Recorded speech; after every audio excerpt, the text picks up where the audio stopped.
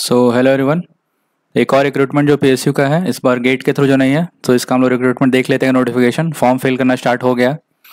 ये बेसिकली एक mini Ratna company है, Numaligarh refinery limited, oil India का सब्सिडियरी है ना। पीएसयू है मिनी रत्ना। इसमें इस बार कुछ अलग अलग ब्रांचेज की अलग अलग वैकेंसी है। यहाँ से हम लोग देख सकते हैं। सिविल का इसमें 4 सीट है ना। फिर मैकेनिकल का 12 है, इंस्ट्रूमेंटेशन के लिए 10, इलेक्ट्रिकल का भी 10 और मेटलर्जी के लिए 2, केमिकल का 53। तो आप अपने ब्रांच के हिसाब से देख लें। इसमें कंप्यूटर साइंस का 1 है और एक असिस्टेंट ऑफिसर ट्रेनी है, इसका 6 पोस्ट है। ठीक है। ऑनलाइन एप्लीकेशन जो इसका स्टार्ट हो चुका है ऑलरेडी, ये 20 तारीख से स्टार्ट हो चुका है। ठीक है। और इसका जो लास्ट डेट है 10 अक्टूबर है, 10 अक्टूबर। टाइम मतलब रात तक है ना। और इसमें जो भी एलिजिबिलिटी है या फिर जो भी एज क्राइटेरिया होगा, सबका जो इसमें डेट दे रखा है वो 10 अक्टूबर है। मीन्स जो लास्ट डेट है एप्लीकेशन का वही है। एप्लीकेशन स्टार्ट का 20th हो गया। और एसेंशियल क्वालिफिकेशन जो है इसमें फर्स्ट क्लास बैचलर डिग्री इन जैसे सिविल में क्या है, सिविल इंजीनियरिंग है, और 65% मार्क्स इसमें जरूरी है। ठीक है, ग्रेजुएशन में। और कॉलेज AICTE से या फिर UGC से अप्रूव होना चाहिए। और इसमें जो मार्क्स है मेनली आप यहाँ पे ध्यान देंगे, 65% है। मोस्टली में 60% भी रहता है बहुत सारे PSU में, बट इसमें 65% है। मैकेनिकल में कौन सा ब्रांच एलिजिबल है? Mechanical from recognised university. ठीक है।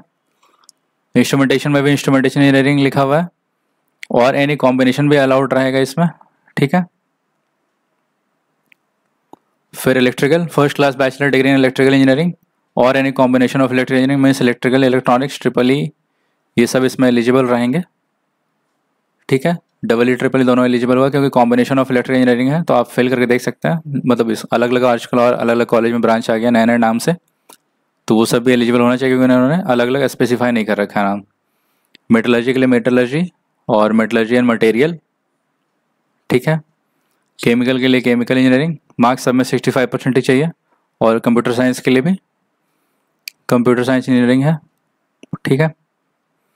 और जो असिस्टेंट ऑफिसर ट्रेनी है, ये NEET GATE qualified in first class post graduate from recognised university approved by AICTE। ठीक है। अपर एज लिमिट इसमें 30 ईयर्स है। एक्सपीरियंस नहीं मांगा है, कुछ भी, कोई भी एक्सपीरियंस नहीं चाहिए। Cut off date for eligibility criteria of age qualification जो भी है, ये 10/10 है। मीन्स जो भी आपका एज का जो डेट देखेंगे, और जो सर्टिफिकेट, मतलब आपका मतलब सारा डिग्री इसमें कंप्लीट होना चाहिए, मतलब आपका फाइनल डिग्री होना चाहिए। ठीक है। जो क्वालिफाइंग डिग्री है वो 10 अक्टूबर इसका लास्ट डेट, और एज भी यहीं से कैलकुलेट होगा। ठीक है। मार्कशीट में पास ऑफ क्लास 10, एज प्रूफ के लिए क्लास 10 का देखना पड़ेगा। ठीक है। और इसमें जो बेसिक पे है, E2 वाले ग्रेड के लिए 50,000 से 1,60,000 है ना। CTC दे रखा है 18.79 lakhs पर एनम। और जो E1 है, जो लास्ट एक पोस्ट था ना, उसका बस ये E1 है, उसका 15.34 लाख पर एनम। अगर आपका फाइनल सिलेक्शन हो जाता है तो 1 साल का इसमें प्रोबेशन पीरियड है, और स्टाइपेंड इसमें 50,000 है। और प्रोबेशन कंप्लीट होने के बाद जो फाइनल पे स्केल है वो लागू हो जाएगा। और असिस्टेंट ऑफिसर ट्रेनिंग का ये 40,000 का स्टाइपेंड है ना। और उसके बाद फिर आपका फाइनल प्लेसमेंट हो जाएगा। तो उसमें जो नॉर्मल बेसिक ये जो CTC लिखा हुआ है ना, E2 के लिए 18.79 और E1 के लिए 15.34, तो ये वहाँ से लागू हो जाता है। सिलेक्शन प्रोसेस इसमें इस गेट के थ्रू नहीं है, बहुत सारे PSU पहले गेट से लेता है, बस और बहुत सारे रिक्रूटमेंट आ रहा है। अभी IOCL का भी आया हुआ है। और ये देखिए, इसमें selection process computer based test and personal interview.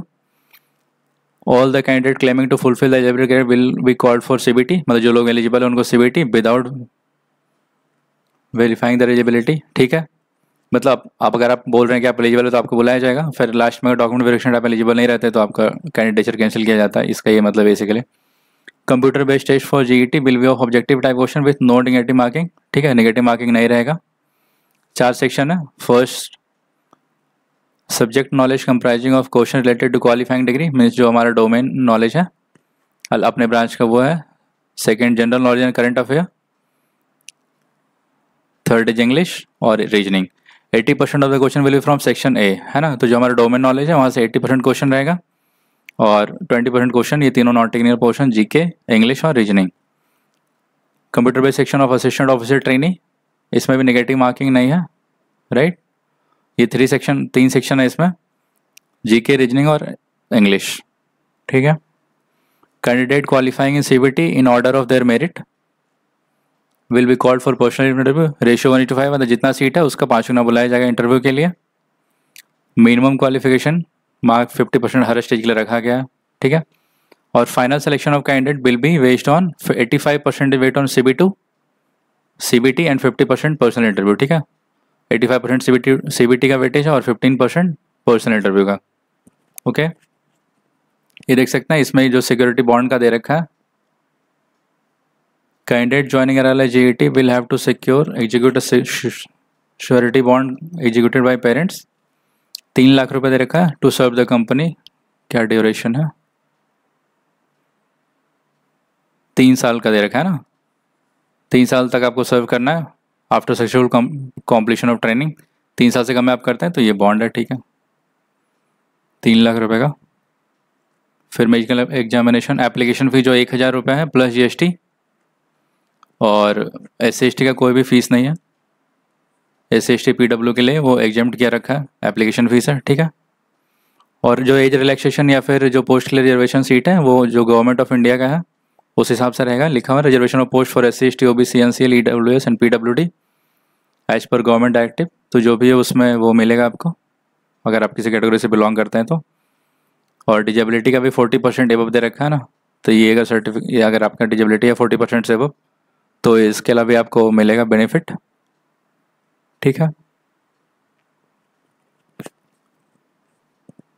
तो इसमें इतना फिर एज रिलैक्सेशन का दे रखा है जो नॉर्मल SC/ST OBC का होता है, और डेट सबका यहाँ पे फिर दे रखा है वो 10 अक्टूबर तक का माना जाएगा। तो ये फॉर्म आप अप्लाई कर सकता है, ये अच्छी PSU है। और सिलेबस तो अभी नहीं दे रखा है इन्होंने, बट वो इन फ्यूचर में भी अपलोड होगा। तो ठीक है, ये रिक्रूटमेंट आप लोग अप्लाई कीजिए, 10 अक्टूबर लास्ट डेट है। मिलते हैं नेक्स्ट वीडियो में।